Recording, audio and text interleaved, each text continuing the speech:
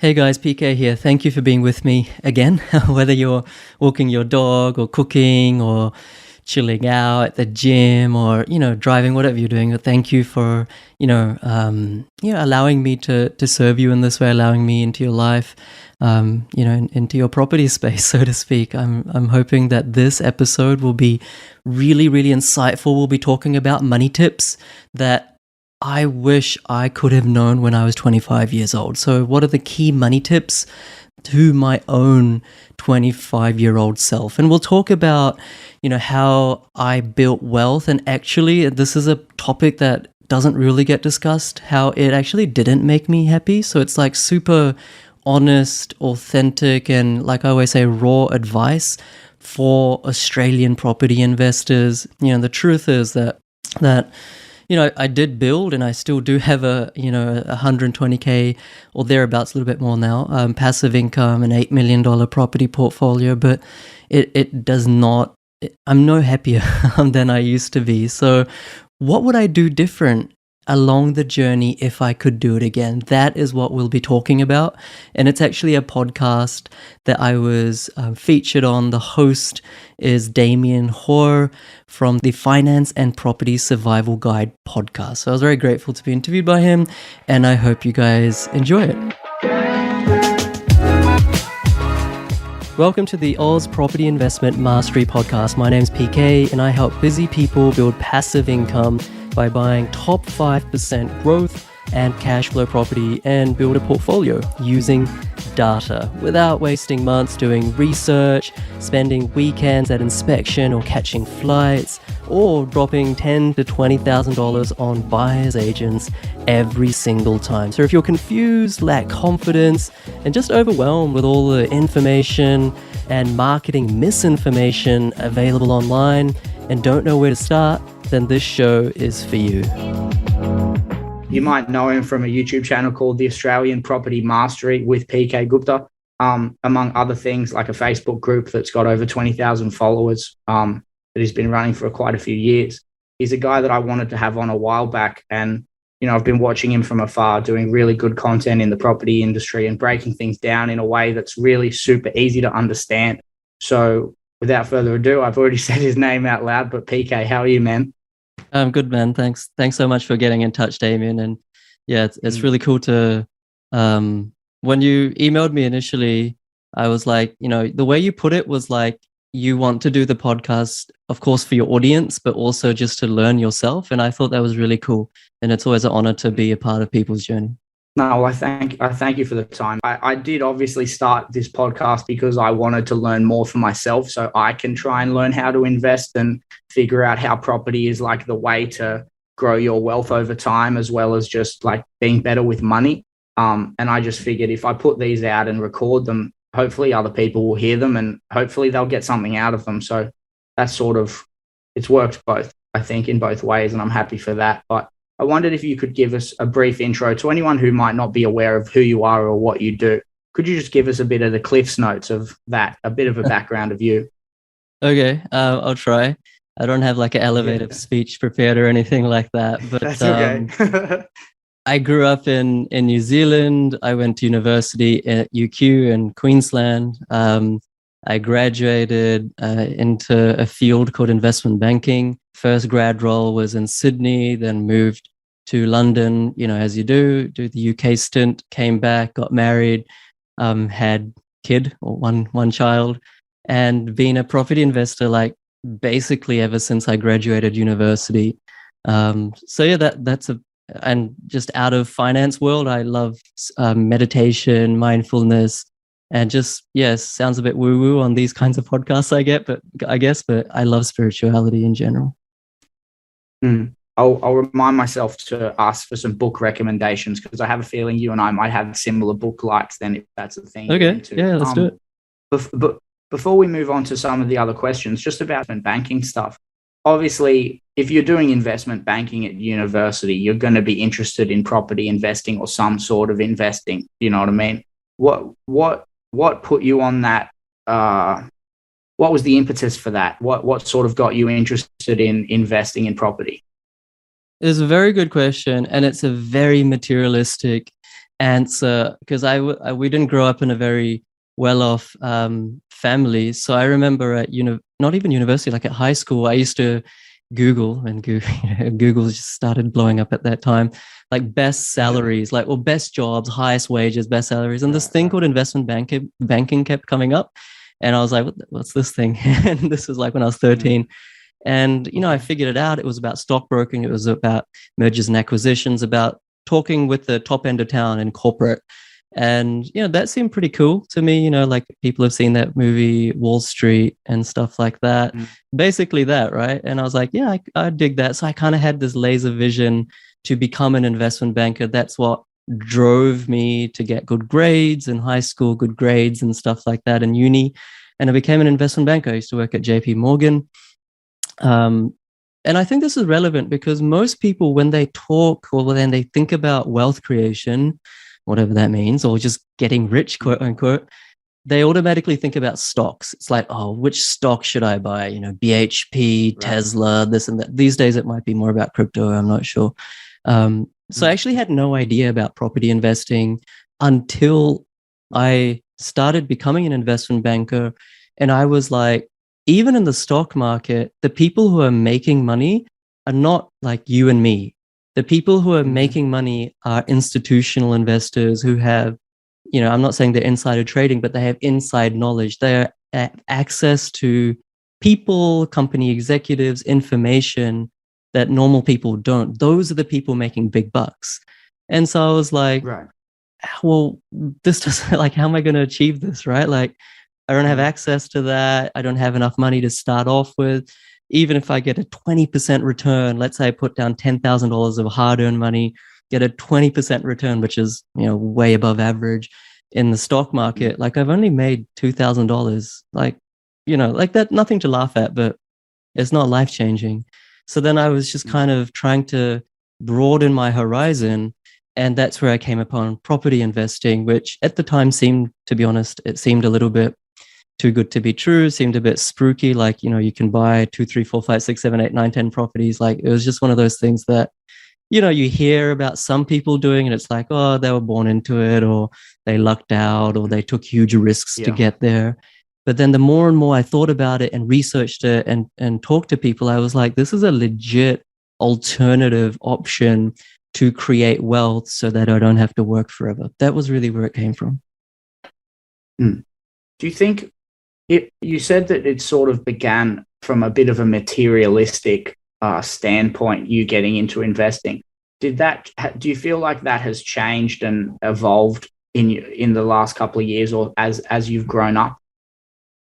I definitely think so, and not just with property. I think, when we're young in our teens or early 20s,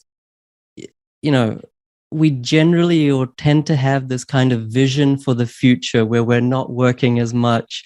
We're going on lots of traveling, we're having parties, or we're having family around us. Different people are different. And that's what we aspire to achieve. But I think, I worked my way up the corporate ladder into, executive roles in different companies like Virgin Australia and Deloitte and things like that. And, we're on some good coin. And even in corporate, I was like, I'm earning good money, but am I any happier than I was when I was at uni, like eating noodles? I couldn't say that I was. And even now, like, people can say, oh, look, that guy has 12 properties or this much passive income, all that sort of, but hand on heart, and this is very controversial, I don't think enough people talk about it because it doesn't sell, but hand on heart, I can tell you that I'm no more happier today than I was 10 years ago. Yes, I've achieved financial happiness, but you cannot confuse financial happiness with overall holistic real happiness. It's good. It's better than not having it, but it doesn't just equate to, fairies and lollipops and fields and everything like that. Okay. Well, again, we explained off air too, the impetus for this show for me is I want to talk to as many people within this industry and get an idea of what advice they would go back and give their younger selves if they could, because it's interesting to me what pitfalls they may want to let their younger self know to avoid along the way. So I wondered if you could go back to a 24, 25-year-old PK, what advice would you give him about life, as well as about investing in business and anything else that sort of comes to mind? It's such a good question, and I haven't really prepared the answer, but two things instantaneously sort of come to mind. The first thing is a little bit more from the analytical side. It's don't invest your money, even if it's just $1, without fully understanding what you're investing in, which kind of goes without saying, but also understanding the opportunity cost or the alternatives, right? So like these days, people invest, and I'm not against investing in stocks or anything, but they invest through platforms like Raise, and there's so many crypto options out there, and there's like 100 million things whereby you can grow your wealth. And they just kind of find out about them using online. Someone's talked to them about it online, or a friend or colleague, family member. Don't invest your money until you've actually assessed where else you could have put it in. Because I could have actually bought property in university, but I instead put it in a managed fund. And that managed fund made me like almost no money. But at the time I was like, oh yeah, rich people, like they put money in managed funds, right? And if I do this young enough and as hard enough, then I'm going to do well. But if I had just leaned over to property at that age, I would have been so much better off now. And so just to kind of expand on that a little bit more, it's like, even if you have found your investment vehicle, try to learn to do it yourself, because no one cares about your money as much as you do. That's what I have 100%. Learned the hard way. And even if they come across like as super nice people and they have their heart in the right place, sometimes their business model means that they cannot actually get you the best result. Like, I'm not against anyone, and I don't mean to down anyone, but let's say the buyer's agent business model, and not all buyer's agents are like this. Very, very good buyer's agents there as well. But let's say you have 50 clients in your waiting list because the property market's booming, and you've got huge demand because you do a lot of marketing, right? You're going to want to go through clients and get them properties really quick with as little fuss as possible, so that you can, go to the next client who's waiting, go to them. You're getting paid per transaction. Now, just that business model is fantastic, but also has its limitations. So the reason I bring that up is people need to understand, what they are doing themselves. And if you do understand it sufficiently, then you can outsource it, because then you know what to look for, who to look for. But don't outsource the accountability at all. So I think that's the kind of analytical answer of the advice that I would give myself back at age 25. And the more kind of, I would say less analytical answer would be just chill. Like, you're still very young. Everyone has aspirations of, becoming financially independent, whatever that means, and, stuff like that. But you're very young. If you just do the work, if you, be diligent, if you, are focused, you don't need to stress. Okay, do the work, but try not to stress out, because you can only achieve what you can achieve by doing the best you can anyway. So I think back when I was 25, I put too much pressure on myself to have achieved a certain goal by the time I was 30, whether it's a passive income goal or a number of properties goal, or even like a life goal, like getting married or having a kid or having a house or this. I think just chill, but don't chill so much that you're not even getting out of the bed in the morning. Do the work, but do it in an equipoised, self-reflective, sustainable way. Just a question off of that, PK. Do you feel like in your 20s you had timelines associated with certain goals in your life, and if you didn't meet those, it sort of had an impact on maybe your mental health? Because what you just said hits me very hard right now, because I'm in that spot where I've got some investing goals that I'm really close to getting, that I wanted to get by a certain age, and it's getting close. And that hit me really hard. That's crazy. I just think, I saw this video like ages ago, and it was going on about how there's so many people who are successful who actually started when they were above the age of 40. I think the sort of stereotypical example is like Harrison Ford, the actor. He's, super successful. He was like a carpenter or something like that when he was 40. And, then he went into Hollywood and all that sort of stuff. So like, it's important to have goals because goals are potent. There's a potency in having a goal and writing it down. But, your life doesn't end at 30. Your life doesn't end at 35. Your life doesn't end at 40. And so I think the thing is to enjoy the journey as much as the achievement of the goal. Because I can tell you, like I've achieved many goals, but like I was saying before, it's not like I was happier all of a sudden that I achieved 10 properties. Like, to be honest, it was just a vanity metric. You know what I mean? Yeah. And so enjoy the journey. If you enjoy the process, the journey, then you'll get enjoyment out of the goal. Otherwise, even when you get to the goal, you'll already be thinking about the next goal and you won't enjoy the present. Yeah, something I hear a lot doing these podcasts, and I'll hear from people if I like meet for coffee with some of these guys in person too, is make sure you stop and smell the roses, because it seems like a lot of people in this industry don't, and then really regret it in their 50s that they never stopped and have reflected on what they've achieved in their life as consistently as maybe they wish they had. It's interesting.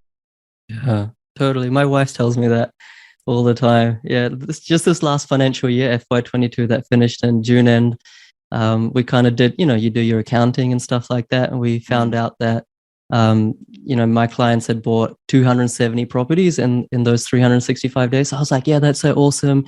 I was telling my wife, next year, we're gonna help our clients achieve even more. And I started planning, and she was like, just chill, like celebrate what you've achieved. Because did you ever think that you would help that many people 5 years ago? And I was like, no way. Like, I didn't even know that people would trust me at all.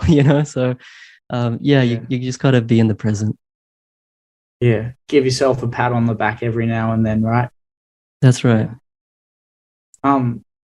Another question I had was about investing, I guess, and I got started at investing and gained a bit of an interest in it when COVID hit, because I was broke. I was a tour guide in Canada, and I flew back home for my friend's wedding on the 2nd of March 2020. And then the whole world started falling apart shortly after that, and I couldn't go back to Canada, and I had like $200 or $500 in my bank account. And the only reason I was able to sort of stay afloat was because of my parents giving me a place to crash while I found a job in that. And it put me on this journey. And I wondered, what advice, I guess, or what reasons do you think young people should think about for why it would be a good time to at least start to learn about investing? It's not to say put all of your money into investments and don't have a nice social life and don't enjoy your life too, but what reasons do you think young people should consider for getting invested sooner rather than later? Oh, it's such a good question. And like, obviously everyone sort of knows that the sooner you start, due to the compounding effect of building wealth, the more exponential your wealth will compound or gain over the long term. Like, everyone, I think, intuitively, intrinsically understands that. But what sort of jolted me and jolts a lot of people are just cold, hard statistics. And I shared this the other day, actually, but it was really interesting. This is from Industry Super Research, and they were saying that if you're a couple, and by the time you're 65, you want to obviously retire as a couple, and assuming you have your own home completely paid off, you need to have $1 million in the bank account, like cold hard cash, liquid cash, to be able to spend $80,000 or live off $80,000 per year. So you not only need $1 million in the bank, you also need your own home completely paid off. And then that is going to give you the ability to spend $80,000 per year as a couple, not as a single, right? So like when you hear a statistic like that, it's like, all right, everyone kind of just assumes finances will take care of themselves, especially as you grow up. Yeah. I was guilty. It'll be fine. Yeah, I was guilty of that. I was like, yeah, someday I'm gonna become well off. Like it'll just happen, right? Like something like that. But it's like, okay, well, like how on earth am I gonna have a completely paid off home and $1 million in the bank so that I can live the lifestyle I want to live? And remember, $80,000, that's per couple. So that's only 40,000 per person. So like when you hear statistics like that, hopefully they don't depress you, like they don't depress us, but rather they impress us, and they impress upon us the need to start as soon as possible. Because if you're starting when you're, even though I just said the Harrison Ford thing, but even if you're starting at 40 or 50, like you're kind of leaving it a bit late. For sure. And keep in mind, like Harrison Ford, what did he do? He got Star Wars, he got Blade Runner, like he got a little bit of cash late. Do you know what I mean? Like he got a good little chunk of change to get started to sort out his finances, I'm sure. Yeah. Maybe not the funny. best example. Yeah, it was a hockey stick. No, I get you. 100%. Yeah, 100%. That's funny. Last question I got for you before we get out of here. You spoke about the mindfulness stuff and the spirituality stuff, and you're right. It's not something that's talked about much in this industry. I've noticed that over the last year and a half or so that I've been within it. What if people were wanting to learn about that side of things, mindfulness or mindset strategy and things of that nature? What books might you want to point someone in the direction of? And this is more so for my interest. Yeah. No, totally. I mean, there's so much information about this. I think what puts people off, especially those people who are a little bit like me and a little bit more analytical and, money savvy, or we want to become literate in finances, and you start talking about mindfulness and meditation, and it's like, oh, like whatever, I'll get to that when I get to it. I got more pressing matters. Yeah. But what I like about these following two authors and speakers is that they make things so practical. And if you actually adopt what they're saying, if you actually kind of take it, you put it in your pocket and you apply it in your daily life, not only does that improve your own level of consciousness, your own level of self-worth, but those two things then manifest into a higher level of wealth. I know that, trust me, I know that sounds wishy-washy, but your mind is everything. Your mind is all that you have from a material perspective. And I always say, like, the most important real estate is the 6 inches between your two ears. So don't just marinate that in, money matters, but marinate that more holistically, build that muscle, just like if you go to the gym, and that muscle will then build you. So the two people that I find to be most practical, the first one is Jay Shetty. He's got a pretty terrific book called Think Like a Monk. I used to actually play football with him when I was in London. So he's a really, really humble guy. He was a humble guy back then. He still is a humble guy, even now. And the second one is Deepak Chopra. And he's got many, many books, and they're all really good. But what I really like about Deepak Chopra, he's kind of like a celeb now. He's went on Oprah and stuff like that. But he kind of builds the bridge between science and spirituality, and talks about, quantum physics. He kind of makes it more believable for people like me who want to see evidence that, okay, if I'm going to spend 10 minutes a day, 15 minutes a day, half an hour a day doing mindfulness, doing meditation, I need to see some proof that it's actually going to work. So those are the two authors that I'd recommend, Damian.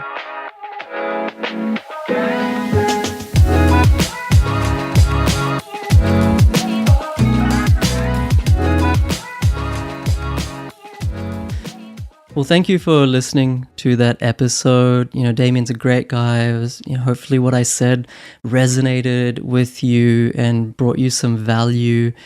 Thank you for being with me again. And if you want, you can leave me a review, a rating on iTunes or Spotify. It always helps.